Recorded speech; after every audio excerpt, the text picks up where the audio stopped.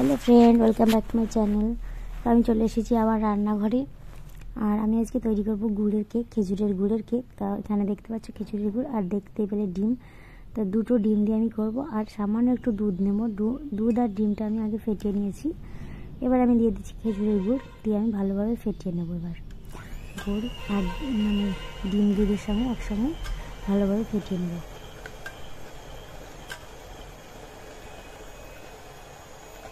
তাও তোমরা হাতেও করতে পারো, তো আমি আজকে হ্যান্ড ব্লেন্ডারেই করছি, খুব ভালো হয় এতে করলে। তো এই দেখো, ফোম আমি করছি না, ফোম করতে গেলে অনেক টাইম লাগে।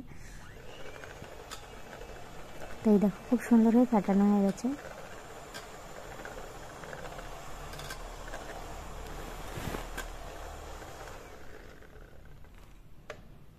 আর এর মধ্যে আমি দিয়ে দেবো একটু লবণ, সামান্য একটু লবণ দেবো, আর দিয়ে দেবো সাদা তেল।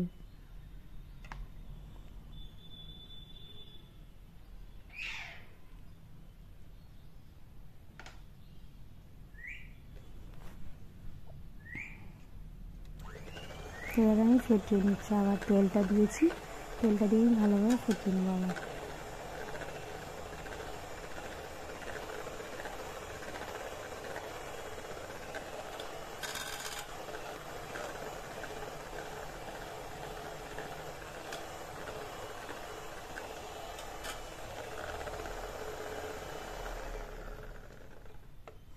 ময়দাটা আমি চালিয়ে নিয়েছি, এবার ময়দাটা আমি অল্প অল্প অল্প করে দিয়ে মেশাবো, একেবারে দেবো না।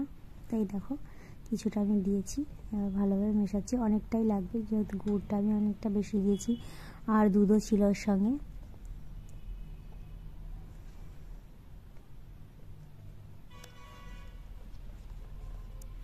তো এই দেখো আমি অল্প অল্প করে দিচ্ছি। এই যে আমার রেডি হয়ে গেছে কেকের ব্যাটার।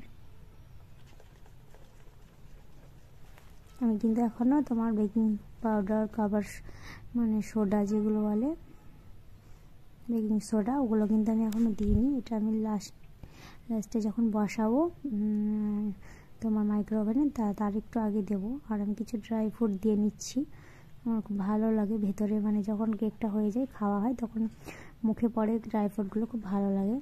আর কিছুটা আমি ওপর থেকেও দিব, ওপর থেকেও কিছুটা দেবো। তো আমি এখন এর মধ্যে তোমার একটু রোল ময়দা মাখিয়ে নিয়ে ড্রাই ফ্রুটগুলো আমি দিয়ে দিলাম।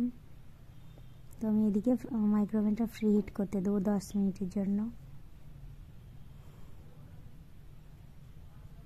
আর মাইক্রোওভেন তো খালি ফ্রি হিট করতে হয় না, একটা তোমার রাখতে হয় স্ট্যান্ড, কিছু একটা রেখে ফ্রি হিটটা করতে হয়। তো আমি ওই জন্য স্ট্যান্ডটা দিয়ে করছি। 10 মিনিট আমি দিয়ে দিলাম ফ্রি হিট করতে, 10 মিনিটের জন্য। আর এই যেটা আমার, এটাতে আজকে আমি কেকটা তৈরি করব। তো আমি একটু খাতার যে কাগজগুলো হয় সাদা, ওগুলো কেটে নিয়েছি। আর এটা আমি একটু অয়েল ব্রাশ করে নেব, দুই পিঠেই আমি অয়েল ব্রাশ করে উল্টে দেবো কাগজটা। তো এই দেখো এক পিঠে আমি অয়েল দিয়ে উল্টে দিয়ে আবার আর এক পিঠে দিয়ে দিচ্ছি। তো খুব সুন্দর হয়ে কাগজটা দেখো খুব সুন্দর হয়ে বসে গেছে। এবার আমি ব্যাটারটা ঢেলে দেব। তো তার আগে দিয়ে দিচ্ছি আমি খাবার সোডা। এই দেখো খাবার সোডাটা আমার অতটা চেলে নিলাম না, কারণ ওটা একটু আমার কীরকম হয়ে গেছে, হালকা ভেজা ভেজা টাইপের হয়ে আছে, বাইরে রেখেছিলাম হয়তো তার জন্য। আর এই দেখো আমি এবার কেকের ব্যাটারটা ঢেলে নিলাম।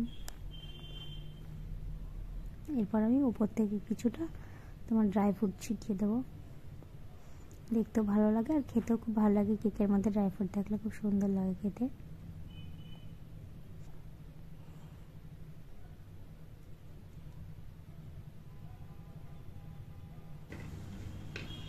এই যে দেখো এবার উপর থেকে আমি কিছুটা ড্রাই ফ্রুট দেবো। এর মধ্যে কাজু আছে, পিস্তা বাদাম আছে, আর কাঠবাদাম আছে। আমি কিশমিশটা দিইনি, কিশমিশটা অতটা আমার মেয়ে পছন্দ করে না কেকের মধ্যে, আমার অতটা কেকের মধ্যে ভালো লাগে না। কিশমিশটা মিষ্টি মিষ্টি জিনিস তো খুব, ওর জন্য কেকের মধ্যে ভালো লাগে না। কিন্তু আমার পোলাও, বিরিয়ানি, ওগুলোতে আমার কিশমিশটা খুব ভালো লাগে খেতে, ওগুলোতে আমি বেশি বেশি করে দিই, কিন্তু এখানে আমি বেশি দিইনি। মানে এখানে দিইনি, তো আমি এখানে কাঠবাদাম এগুলোই দিয়েছি, কাজু পেস্তা সব। তো দেখো ফ্রি হিটও হয়ে গেছে, তো আমি এবার কেকটা বসিয়ে দেবো।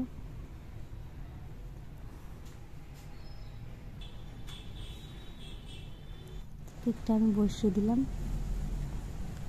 আর এই দেখো কেক আমার রেডি। 35 মিনিট আমি দিয়েছিলাম, 35 মিনিটে কেকটা আমার রেডি হয়ে গেছে একদম। এই দেখো কালারটাও খুব সুন্দর এসেছে, এই দেখো। আর ওই দেখো সফট, ভেতর থেকে একদম সফট, ওপরটা একটু হালকা মানে লাগছে। ওপরটা আমি একটু বেশি করেই করি, যাতে ড্রাই ফ্রুটগুলো একটু বেশ লালচে হয়ে যায়, তার জন্য আমি একটু বেশি করে আবার লাস্টে 35 মিনিট পরে আমি লাস্টে আবার 5 মিনিট আবার দিয়ে দিই মাইক্রোওভেনটা, তাহলে তোমার এই কালারটা খুব সুন্দর আসে ওপরটা। আর এই দেখো মেয়ে ঢেলে নিচ্ছে, এবার কেকটাকে উল্টে নিল। আর এই দেখো খুব সুন্দর হয়েছে, আর ভেতরটা পুরো মানে নরম, সেটা হয়তো না হাত না দিলে তোমরা বুঝতে পারবে না। খুব সুন্দর হয়েছে। আর গুড়ের কেকটা খুবই টেস্টি লাগে খেতে, মানে চিনির থেকে খেজুরের গুড়ের কেকটা বেশি টেস্ট লাগে। তোমরা বাড়িতে বানিয়ে দেখবে, মোটামুটিভাবে একটু খেজুরের গুড় দিয়ে, ডিম না দিলেও হবে, যারা ডিম পছন্দ করো না, যদি ডিম না দাও তাও এমনি করবে, কিন্তু গন্ধ টন্ধ ডিমের কিচ্ছু লাগবে না, খেতে খুব ভালো লাগবে। তোমরা মানে যেমনভাবেই হোক ভালো হয়ে মানে খেতে ভালো লাগে, করে দেখবে অবশ্যই। তো তোমার কেনা যে আমি খেয়েছি, কেনা আমার অতটা ভালো লাগেনি, কিন্তু বাড়িতে যেগুলো করি খুব সুন্দর হয়। কেনাতে তোমার খেজুরের গুড়ের যে ফ্লেভার ওটা তুমি পাবেই না, কিন্তু বাড়িরটাতে পাবে। তো খুবই টেস্টি হয়েছে, অবশ্যই বাড়িতে ট্রাই করবে আর আমাকে কমেন্ট করে জানাবে। তো আজকের জন্য